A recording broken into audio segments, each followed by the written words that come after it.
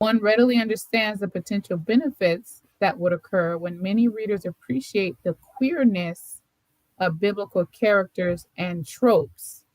The Bible, whatever we mean when we use the term, does not present gender in the neat packages some people assert. Certainly, Revelation does not. I loved that line, by the way. I loved that line. Okay. That would probably give some very bad heartburn and indigestion to a lot of Christians. What would you say? What would you say about that, especially where you say the queer interpretation, or the queerness of biblical characters?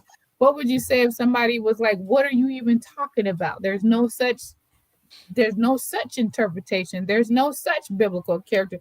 How would you respond to the hard pushback that you would get, that I could only imagine that you would get from that passage there that I just read? Well, if you're reading the Bible as if you were reading a story you hadn't read before, and David's friend Jonathan dies in battle, and they've swapped clothes, and Jonathan's saved David's life, and David laments Jonathan's death and says, "Your love was greater to me than the love of women." And nobody told you that couldn't be gay.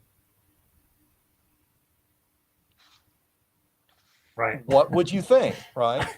If you're in the Gospel of John and the disciple Jesus loves is reclining on Jesus' breast, and another disciple whispers in his ear, "Psst, Jesus, I've got a question for Jesus. Would you ask him? Because clearly you're closer to him." You might not draw the conclusion, but you would wonder, right?